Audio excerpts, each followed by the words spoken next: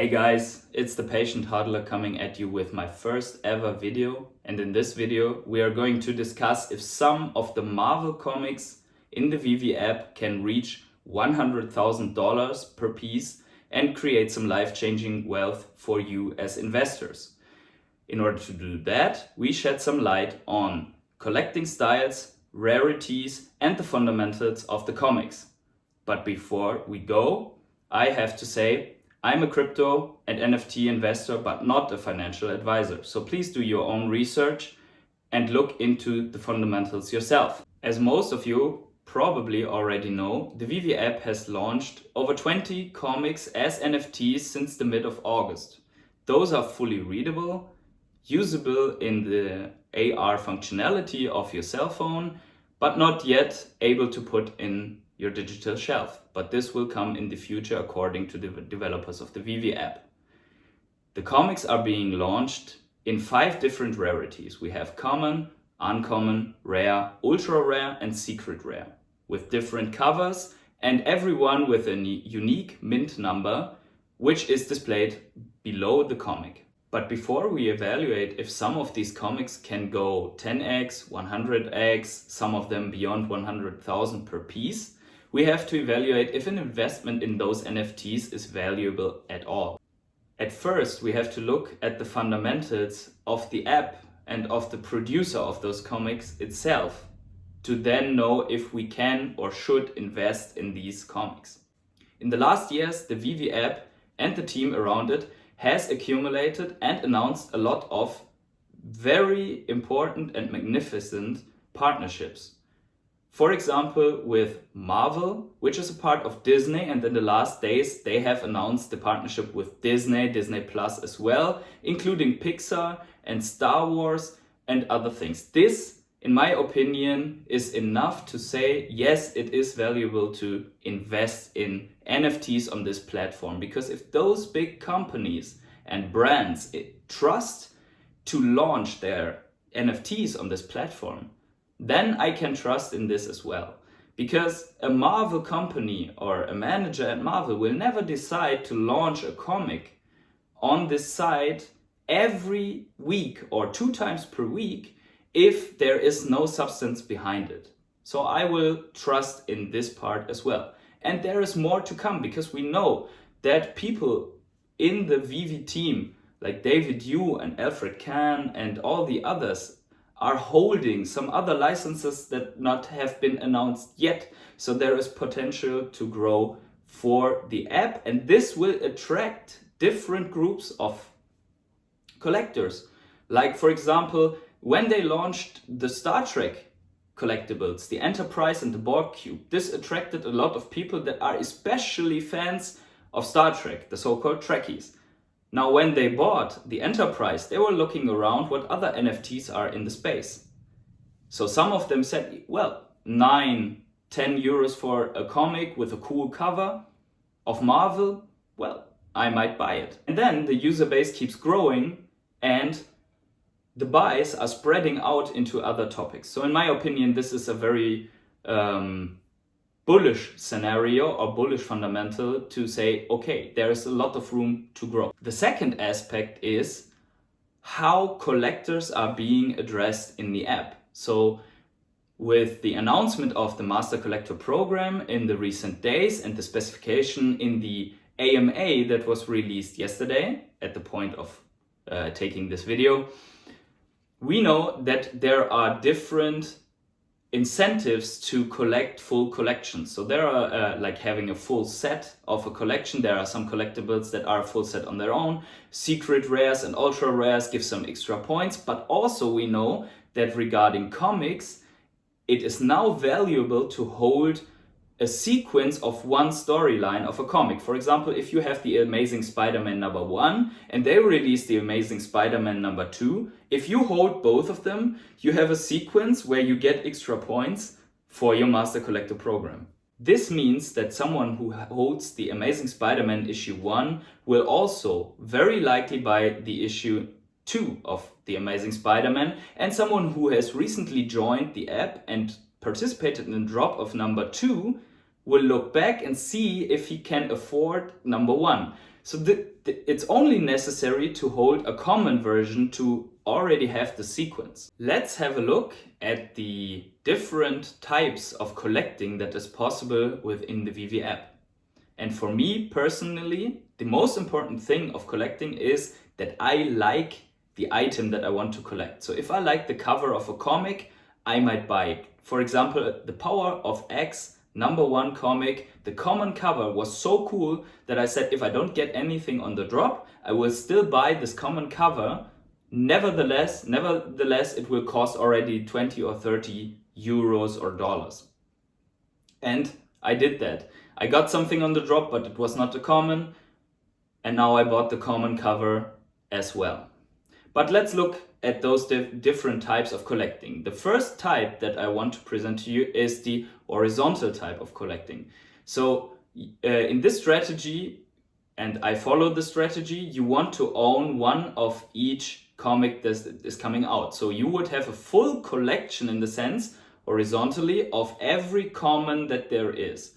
So I said to myself, if I get a rare, ultra rare, secret rare, I will still buy another one, the common, to have a full collection of commons independently on what I have in my drop. The second type of collecting is a vertical approach.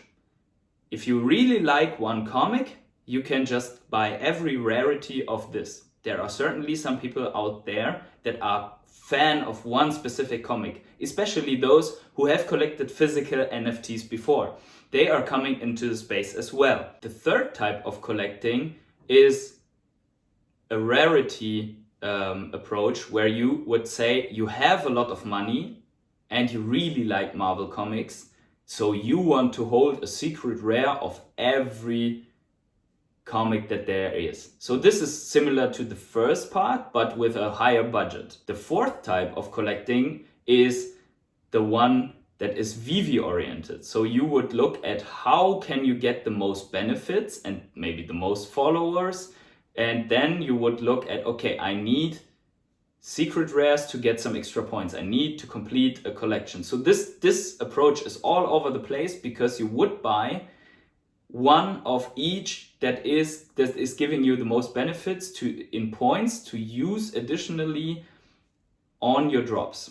The fifth collecting strategy is the one of the crypto investor.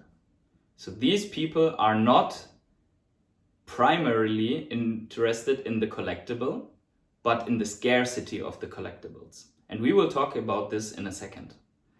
These people come into the space to invest in something that will go up in value. In order to do that, they have to participate in drops and buy these from the comic market, to then hold it for a long time and sell it with a higher price to those who really want to collect it. I joined the space because of those reasons, but I became a collector in the process.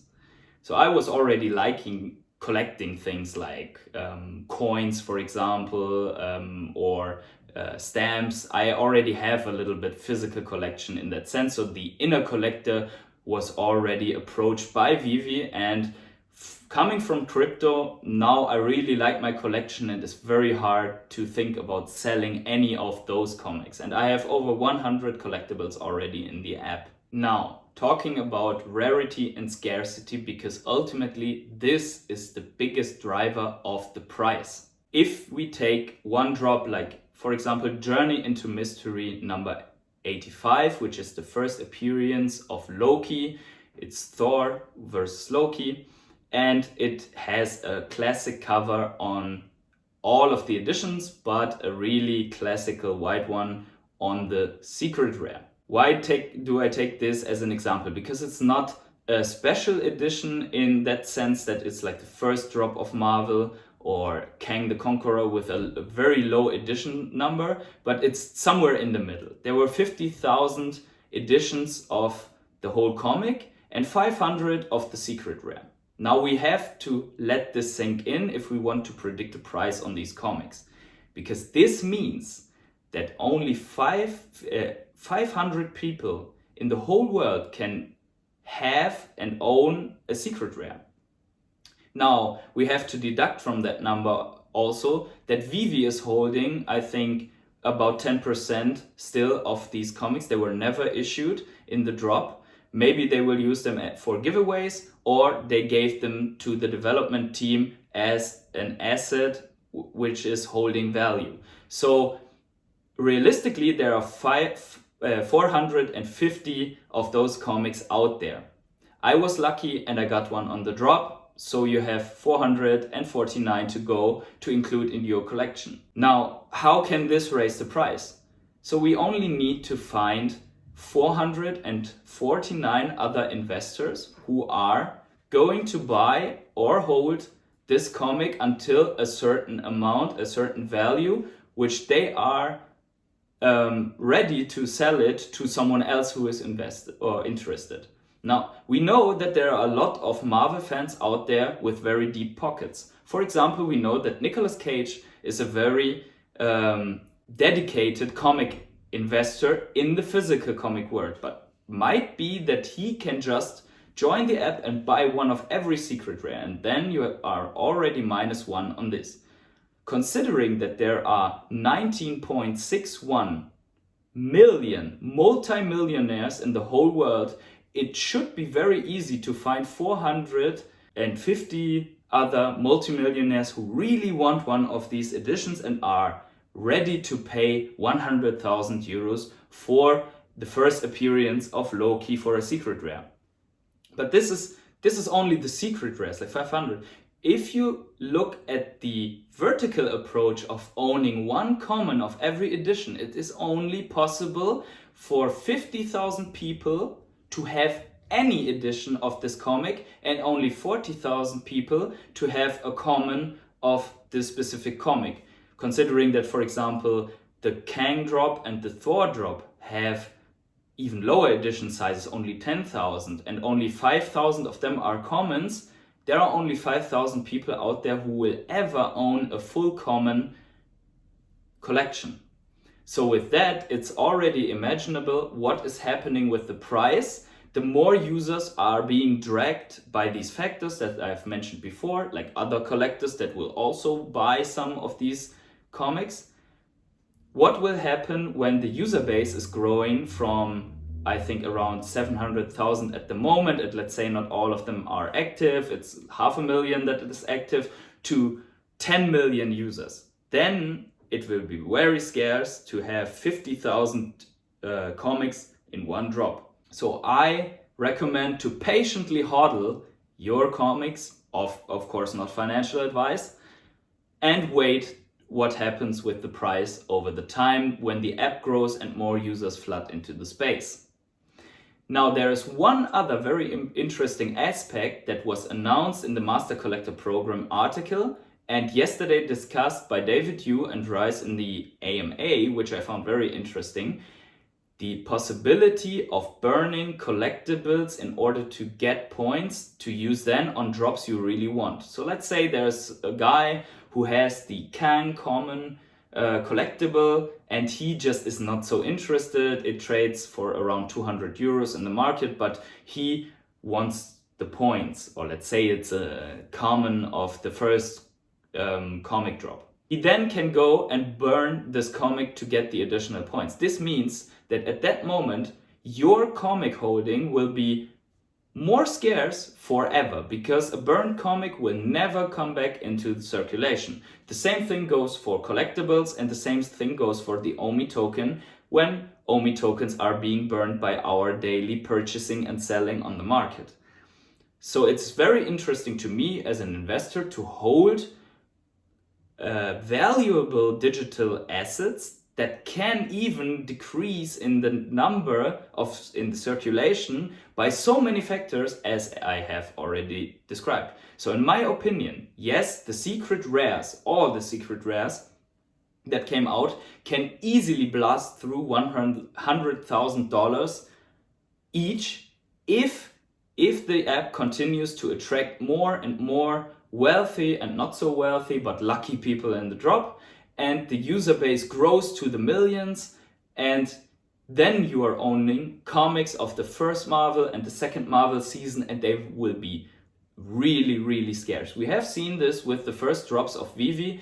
I mean, if a white horse can have a floor price of 100,000. Don't you think that the first secret rare or the second secret rare that was ever issued on the Veve app can also reach these prices and go beyond? And by the way, physical comics are blasting through the 1 million mark if they are in good condition and very old. For example, The Amazing Spider-Man issue 1, original, first print, very good condition, was recently sold for $3 million in an auction. So if $3 million go for one of these very rare pieces, it is imaginable that $100,000 could go for a very scarce digital product. And so with that, I will say 100x on some of the comics, absolutely possible, depending on the development of the app. $100,000 on secret rares, absolutely possible. And everything they said yesterday in the AMA, every new announcement of real life utility of NFTs like Disney Plus by getting collectibles makes me more and more bullish, and I'm not going to sell my secret rare of the Loki first appearance anytime soon. If that doesn't go beyond 100,000, then I will just keep holding it. And with that, I say happy collecting, see you out there. If you like this video, subscribe, leave a like, tap the bell, and let me know in the comments which scarce items you hold and which would be your price to sell it. So have a great day, enjoy yourselves, and until the next time.